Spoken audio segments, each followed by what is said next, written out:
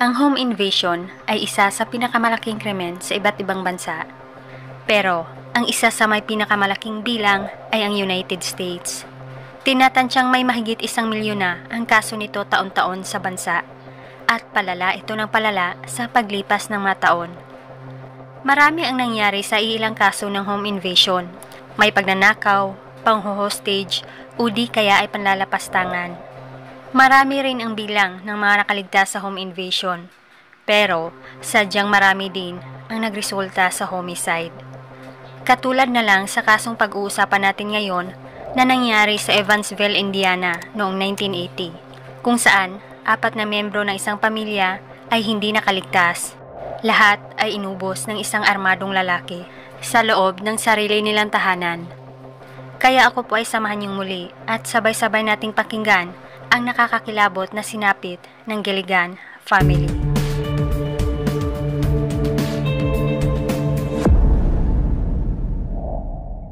Noong 1980, ang lungsod ng Evansville ay nabibilang na isa sa maunlad ngunit payapang lungsod ng Indiana. Sa panahong ito ay mababa lang din ang bilang ng mga krimen. Kaya ang mga mamamayan ay panatag lang na namumuhay dito. Ang isa sa pamilyang naninirahan dito ay ang pamilyang Gilligan. Ang pamilyang ito ay binubuo naman ng 4 na miyembro. Ang padre de pamilya ay si Patrick Gilligan, 30 taong gulang. Ang kanyang may bahay ay si Teresa Gilligan, 30 taong gulang din. May 2 pa silang mga anak. Ito ay si Lisa, 5 taong gulang, at si Gregory na 4 na taong gulang. Ang pamilyang Gilligan ay nabibilang sa mga debotong Kristiyano sa lungsod. Regular silang nagsasamba. May lalarawan din sila na masayahing pamilya at madaling pakisamahan. Kaya marami na din silang mga kakilala at mga kaibigan. Si Teresa ay nasa bahay lang at nag-aalaga ng mga anak. Samantalang si Patrick naman ay isang warehouse manager ng isang furniture company. Marami din ang humahanga sa pamilyang Gilligan. Dahil maliban sa hindi abusado sina Patrick at Teresa, ay hindi din sila gumagamit ng ipinagbabawal na mga gamot. At marami pa silang magagandang plano para sa kinabukasan ng kanilang mga anak. Ngunit ang nakakalungkot ay hindi na ito mangyayari pa. Ang tadhana ng buong pamilya ay magbabago nang dahil sa isang demonyo na nag-aanyong tao. Ika-14 ng Enero taong 1980, ito ay isa lang normal na araw para sa pamilyang Gilligan. Si Patrick ay wala namang pasok sa trabaho, kaya kumpleto ang buong pamilya. Tuwing walang pasok si Patrick ay pinapasaya naman niya ang pamilya. Regular silang nagbabanding sa labas o namamasyal. Kaya sa araw na ito, ang buong pamilya ay lumabas. Ang kanilang mga anak naman na sina Lisa at Gregory ay may natanggap palang pera bilang Christmas gift noong nagdaang buwan. Kaya sa araw na ito, ipinasyal ng mag-asawa ang mga bata sa isang department store para ibili ang natanggap na pera kung anuman ang gugustuhin ng mga bata.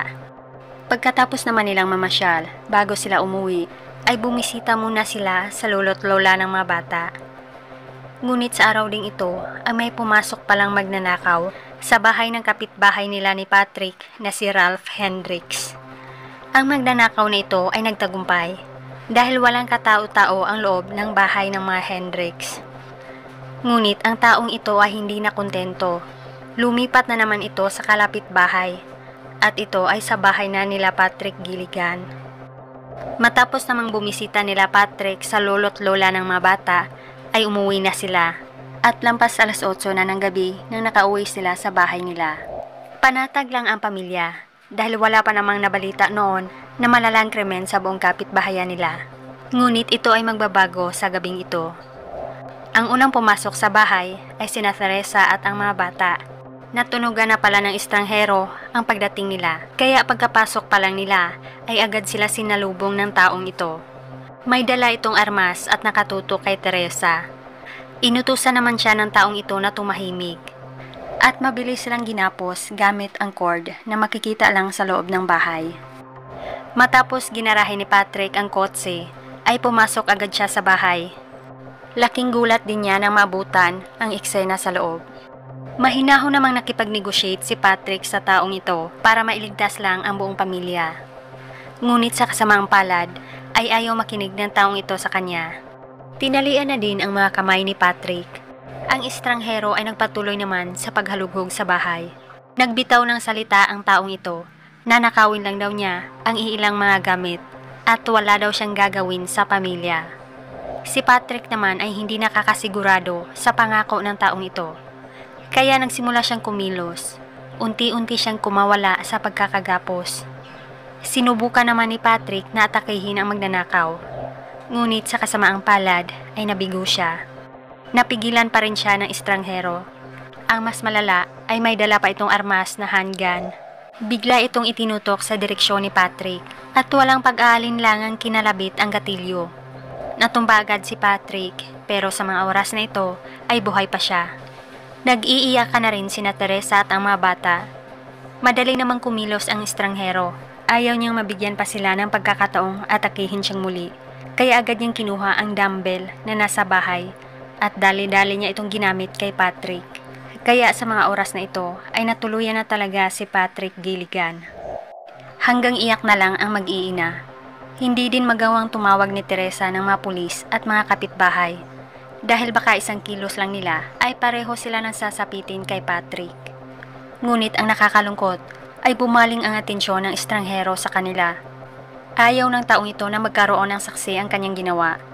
Kaya nilapitan niya sina Teresa, Lesa at Gregory. 3 putok naman ang kumawala sa armas ng estranghero. Nang makumpirma ng taong ito na lumisan ang lahat, ay maingat naman siyang lumabas para hindi mapansin ng mga kapitbahay. Tangay naman ng taong ito ang iilang mahahalagang gamit ng pamilyang Gilligan. Mahigit 2 oras ang lumipas. Ang kapitbahay ng mga Gilligan na si Ralph Hendricks ay umuwi naman sa kanyang tahanan. Kung naalala nyo, ang bahay niya ang unang pinagnakawan ng estranghero. Nang makita ni Ralph Hendricks ang estado ng kanyang bahay na hinalughog at may nawawalang mga gamit, ay agad siyang tumawag sa Indiana Police Department. Bilang parte ng pag-iimbestiga, ay nagtanong-tanong naman ang mga pulis sa mga kalapit na bahay ni Hendricks kung may mga nakapansin ba sa magnanakaw. Isa na ang tahanan ng Gilligan family ang pinuntahan at kinatok ng mga pulis. Nagbabasakali sila na may maibigay na impormasyon ang mga Gilligan. Nang dahil sa walang sumasagot, ay nagtungo ang isang pulis sa likod ng bahay ng mga Gilligan.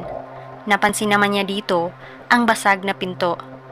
Malakas ang hinala niya na baka isa na naman itong burglary, katulad sa nangyari sa bahay ni Ralph Hendricks. Kaya agad nagsagawa ang pulis ng on-the-spot welfare check. Pumasok siya sa bahay. Ang inakala niyang isa lang itong ordinaryong burglary ay isa din palang quadruple homicide. Nakita niya sa sahig ang buong miyembro ng pamilyang Gilligan na nakahandusay. Agad namang sinuri ng mga investigador ang crime scene. Maliban sa ibang kagamitan na nawawala, ay napansin din ng mga investigador na kinuha din pala ng salarin ang nakatagong armas ng mga Gilligan at tanging ang basag na lang nasisidlan nito ang naiwan. Kaya ang buong kapitbahayan ay isa-isa namang tinanong ng mga pulis. Malakas ang kutob nila na maaaring konektado ang nangyari sa bahay ni Ralph Hendricks at sa sinapit ng pamilyang Gilligan. Sa kabutihang palad ay may isang kapitbahay naman ang nakapagbigay ng isang mahalagang impormasyon. Ayon ng kapitbahay na ito ay may nakita siyang isang asul at lumang Plymouth na kotse. Nakaparking daw ito di kalayuan sa bahay ng mga Gilligan.